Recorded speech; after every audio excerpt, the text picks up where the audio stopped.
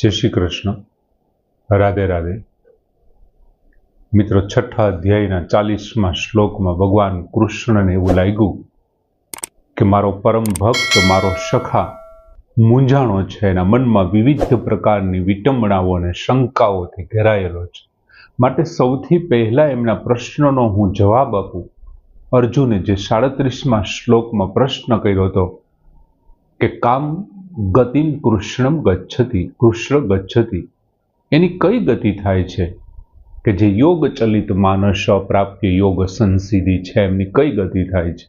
पण एमनी पहेला मारी अंदर जे आ संशय जागृत थयो छे एमने अशेषतः छे तो तोम अर्हसि, तू एक योग्य छे, हे ईश्वर तू ज करी शके एम। एटले भगवाने आगळना पूर्व श्लोकमां एक वचन आप्युं कि न हि कल्याण कृत कश्चित दुर्गतिम तात गच्छति। जे कल्याण करनारा छे, कल्याणकारी काम करनारो मनुष्य छे, एवा कोई पण मनुष्यनी दुर्गति थती नथी, दुर्गतिने पामता नथी। भगवाने ए पण कीधुं न इह नामुत्र, आ लोकमां पण नहीं अने परलोकमां पण नहीं। तस्य विनाशः न विद्यते, तेनो विनाश ज नथी थतो एम। अने हवे भगवान अर्जुनना जे प्रश्न कर्यो ते प्रश्ननो जवाब आपे छे के आवा लोकोनी कई गति थाय छे। भगवाने त्यां कीधुं के कल्याणकारी कार्य करनार, कल्याण करनारा जे काममां लागेला छे एमनी दुर्गति नथी थती। दुर्गति नथी थती पण शुं थाय छे? अर्जुने एवो प्रश्न कर्यो हतो। एटले एमनो स्पष्ट जवाब आपता 41मा श्लोकमां भगवान कृष्ण वात करे छे के प्राप्य पुण्यकृताम लोकान उषित्वा शाश्वती समाहा। प्राप्य पुण्यकृताम लोकान उषित्वा शाश्वती समाहा। शुचिनाम श्रीमताम गेहे योग भ्रष्ट अभिजायते। योग भ्रष्ट, ते योग भ्रष्ट मनुष्य प्राप्य पुण्य कृताम लोकान, पुण्यशाळीओना लोकोने पामीने, पुण्यशाळीओनो जे लोक छे एमने प्राप्त करीने योग भ्रष्ट, ते योग भ्रष्ट मनुष्य पुण्यकृताम लोकान प्राप्य, पुण्यशाळीओना लोकने पामीने पछी शुं तो के त्यां उषित्वा शाश्वती समाहा।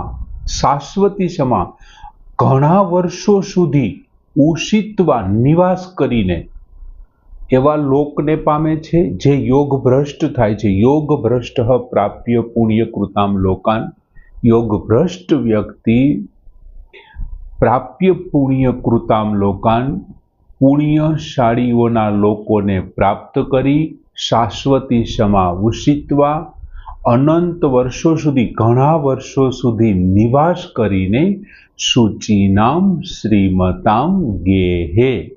शुचिनाम एटले शुद्ध, श्रीमताम एटले श्रीमान, गेहे एटले श्रीमान लोको अने गेहे एटले घरमां।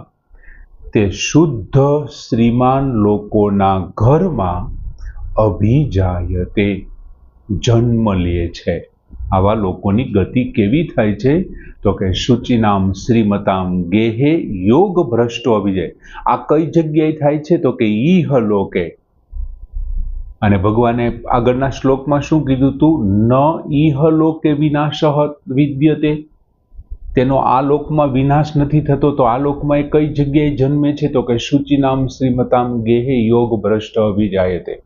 हवे आपणे परलोकनी वात करीए तो परलोकमां एनुं शुं थाय छे, बीजा लोकमां शुं थाय छे? केम के अहींया तो अंतिम समय तो हतो। अंतिम समये ज शुं थयुं हतुं तो के योगात चलित मानसः, एनुं योगमांथी मन चलित थई गयुं हतुं।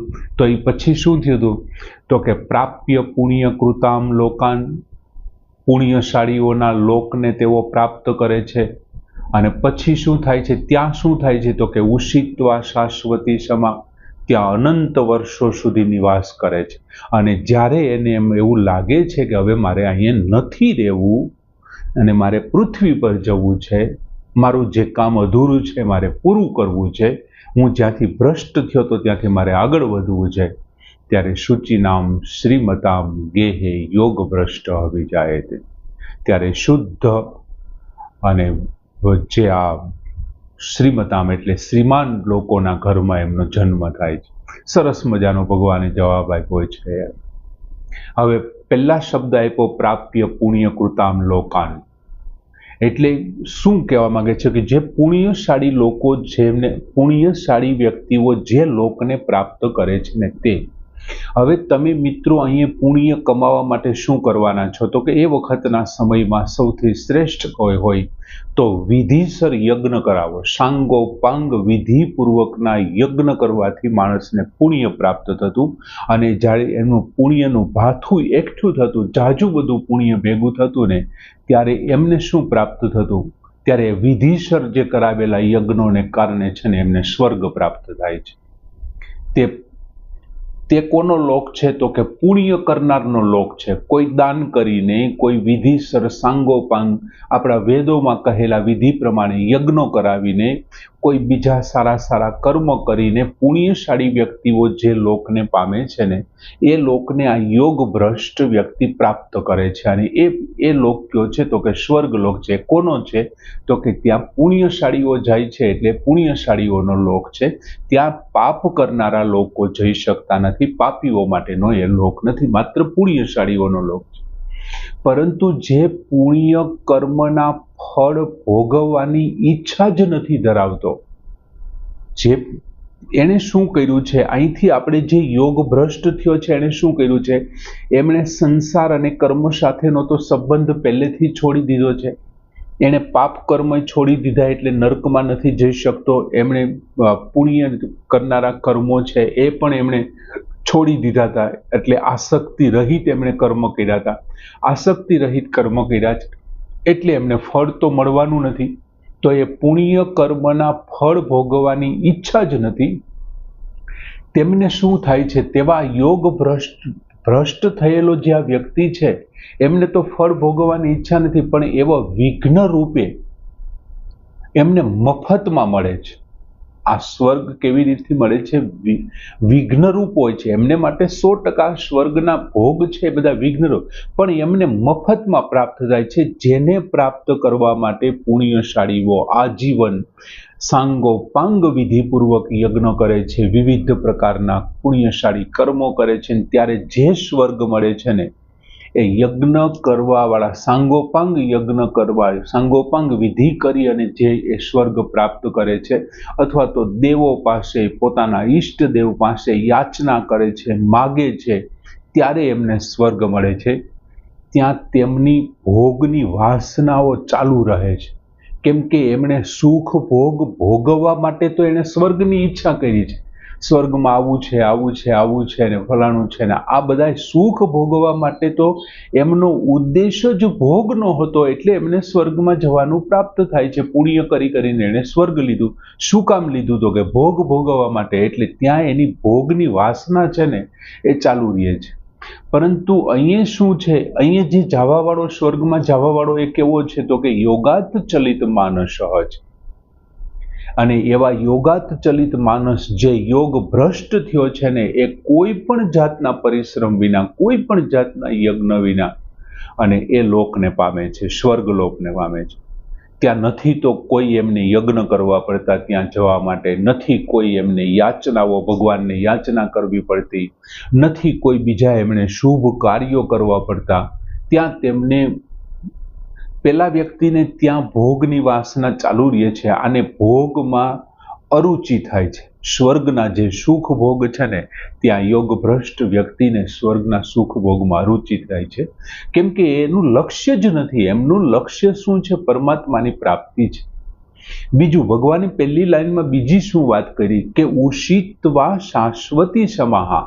શાશ્વતી સમાહ એટલે અનંત વર્ષો સુધી, ઉષિત્વા એટલે રહીને, ત્યાં લાંબા સમય સુધી આ યોગ ભ્રષ્ટ વ્યક્તિ છે ને સ્વર્ગમાં નિવાસ કરે છે, લાંબા સમય સુધી. બીજું, જે પુણ્ય કર્મ કરી અને સ્વર્ગમાં ગયા છે ને, જ્યાં સુધી એમનું પુણ્ય હશે ત્યાં સુધી જ એ સ્વર્ગમાં રહેશે. જેવું એનું પુણ્ય ખલાસ થઈ જશે ને એટલે શું થશે, પુણ્ય કર્મવાળા વ્યક્તિએ સ્વર્ગમાંથી નીકળી જવું પડશે. બંને લોકો સ્વર્ગમાં જાય છે. એક સતત પુણ્ય કાર્ય કરી, યજ્ઞ કરી અને પુણ્ય કમાઈ અને સ્વર્ગમાં જાય છે, અને એક બીજો મફતમાં કોણ જાય છે, તો કે યોગ ભ્રષ્ટ વ્યક્તિ જાય છે. તમે જોજો, ઘણી વખત તમે ટિકિટ લઈને ગયા હોય ને, કોઈ પણ શો જોવા માટે ટિકિટ લઈને ગયા હોય, ત્યારે તમને એ શોમાં એટલી બધી સગવડતાઓ નહીં મળે. તમારી જે સીટ હશે ત્યાં જ તમારે બેસવું પડશે, અને શો પૂરો થશે એટલે તમારે ખાલી કરી દેવું પડશે. હવે કોઈ વીઆઈપી વ્યક્તિ આવ્યો ને તો શું થશે, એમને સગવડતા પૂરી મળશે. એને ટિકિટે નથી લીધું, મફતમાં જોવા આવ્યો, સગવડતા સારી મળશે, એ માગશે એ બધું આપશે. 3-4 જણા એમની આજુબાજુ જ પાણી આ તે બધું દેવા આવશે, અને શો પૂરો થઈ ગયા પછી કદાચ એમને ત્યાં બેસવું હશે ને તો એને એમ નહીં કે ખાલી કરી દો, હાલે ભાઈ બહાર નીકળે, એવું નહીં કે. શું કામ? એ વીઆઈપી છે. સેમ ટુ સેમ પુણ્ય કર્મ કરી અને કોઈ સ્વર્ગમાં જાય છે, અને એક યોગ ભ્રષ્ટ વ્યક્તિ છે એ પુણ્ય કૃતામ પ્રાપ્ય લોકાન, પુણ્યશાળીઓના લોકને પ્રાપ્ત કર્યો એટલે કે સ્વર્ગમાં જાય છે. ત્યારે પુણ્ય ક્ષીણ, જેમનું પુણ્ય ક્ષીણ થઈ જાય છે ને એવા વ્યક્તિઓએ ફરીથી મૃત્યુ લોકમાં પુણ્ય કમાવા માટે આવવું પડે, જો એને પાછું સ્વર્ગમાં જવું હોય તો. શું કામ? કેમ કે એનું સ્વર્ગ માટેનું પુણ્ય ખલાસ થઈ ગયું, ત્યાં બધા ભોગ ભોગવા. એટલે જ્યારે યોગ ભ્રષ્ટ વ્યક્તિનો ઉદ્દેશ શું હતો? સ્વર્ગ પ્રાપ્તિ ઉદ્દેશ નહોતો, સુખ ભોગ એનો ઉદ્દેશ નહોતો, પરમાત્માની પ્રાપ્તિ એનો ઉદ્દેશ હતો. પણ એક સૂક્ષ્મ વાસનાઓને કારણે શું થયું? એ સૂક્ષ્મ વાસનાઓને કારણે એને યોગાત ચલિત માનસ થયો, અને સૂક્ષ્મ વાસનાઓથી તેની સંપત્તિ ક્ષીણ થતી જ નથી. એમને સ્વર્ગ મળ્યું છે, માત્ર સેજ અંતિમ સમયે એનામાં વાસના જાગી, એના બદલામાં સ્વર્ગ છે. યોગ ભ્રષ્ટ થયો એના બદલામાં સ્વર્ગ. એટલે એ સ્વર્ગમાં ગમે એટલું રહે, એનું જે પુણ્ય છે તો લોક જ રહેશે, લોક કરેલું જ લેશે. કેમ કે એ કક્ષા સુધી પહોંચી ગયો છે. જેમ બોલો વીઆઈપી ગેસ્ટ છે એ ઊંચાઈ સુધી, એ કક્ષા સુધી પહોંચી ગયો છે. તેથી શું થાય છે, અનંત વર્ષો સુધી ત્યાં રહે છે. બીજું, જે પુણ્ય કમાઈને સ્વર્ગમાં ગયા છે ને મિત્રો, ત્યાં જવા માટે અને આવવા માટે સ્વતંત્ર નથી. એમની ઈચ્છા થાય ત્યારે જઈ શકે એવું નહીં. એની પાસે સ્વર્ગ માટેની પૂરતા પ્રમાણમાં પુણ્ય હોવું જોઈએ તો જ જઈ શકશે. અને જેવું પુણ્ય ખાલી થઈ જશે ને પછી એમની ઈચ્છા હશે ને સ્વર્ગમાં રહેવાની, તોય ભગવાન નહીં રહેવા દે. સ્વર્ગના જે દ્વારપાળો છે જઈને વિજય ના જ પાડી દેશે, હાલ ભાઈ નીકળ, તારું પુણ્ય ખલાસ થઈ ગયું યાર.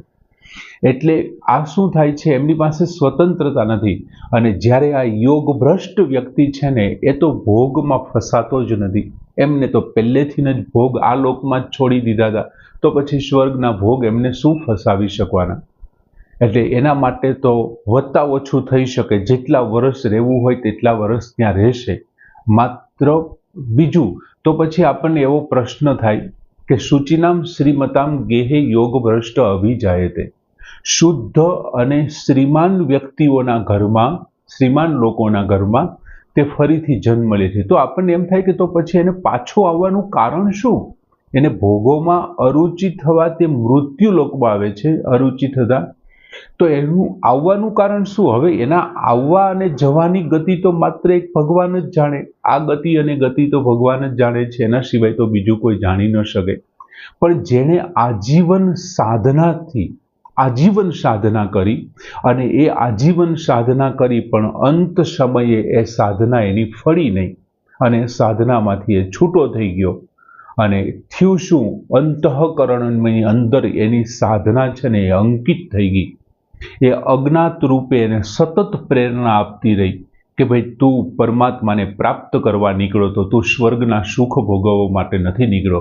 આવી સતત પ્રેરણાને કારણે સ્વર્ગના સુખમાં પણ એમને અરુચિ જાગી, સ્વર્ગના સુખમાં પણ એ રુચિ પ્રાપ્ત ન થઈ શકી, અને એ પરવશ થઈ અને પૃથ્વી ઉપર પાછો એમણે જ્યાંથી પોતાની સ્થિતિને છોડી હતી ને એ સ્થિતિને પાછો જોડવા માટે પાછો આવી જાય છે.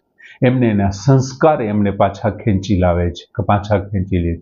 તેથી તે સ્વર્ગમાં સાધના વિના ન રહી શક્યો હોય તો એ શ્રીમંતોને ઘેર જન્મ લે, ત્યાં કદાચ ગમે તેવા ગમે તેવા સુખ કેમ નથી, એ સુખની અંદર એ નહીં ફસાય, કેમ કે એમની જે પહેલાંનું છે એમને બધું યાદ છે કે હું કોણ છું ને શું છું. એમણે જ્યાંથી અધૂરું મૂક્યું છે ને ત્યાંથી એ પરમાત્માને પ્રાપ્ત કરવાનો પ્રયત્ન કરશે. બીજું મિત્રો એક શબ્દ વાપર્યો છે, શુચિનામ શ્રીમંતામ ગેહે. હવે શુદ્ધ શ્રીમંત કેવો કોને?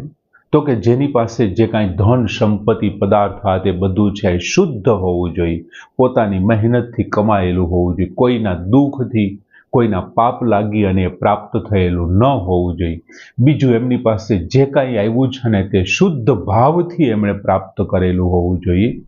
એમના જે કાંઈ ભોગ છે પદાર્થ છે એ બધામાં એને મમત્વ ન હોવું જોઈએ, મમતા ન હોવી જોઈએ. જે કાંઈ એનો ઘર છે, પરિવાર છે, પદાર્થ છે, મિલકત છે, એ બધાને એ પરમાત્મા સુધી પહોંચવા માટેની સાધન સામગ્રી સમજતો હોય ને તો એવા વ્યક્તિને શુદ્ધ શ્રીમંત વ્યક્તિ કહેવાય. અને પેલો યોગ ભ્રષ્ટ વ્યક્તિ છે ને એ આવા શુદ્ધ શ્રીમંત વ્યક્તિની ત્યાં જન્મ લઈ અને પોતાની અધૂરી છોડેલી સાધનાઓને પાછો પૂર્ણ કરે છે. આમ બહુ સરસ મજાનો ભગવાને જવાબ આપ્યો. અર્જુને પ્રશ્ન કર્યો હતો ને કે કામ ગતિમ કૃષ્ણમ ગચ્છતિ, એમની કઈ ગતિ થાય છે? ભગવાને સરસ જવાબ આપ્યો કે પ્રાપ્ય પુણ્યકૃતામ લોકાન ઉષિત્વા શાશ્વતી સમા શુચિનામ શ્રીમતામ ગેહે યોગ ભ્રષ્ટ વિજયતે. પૂર્ણ કરીએ. જય શ્રી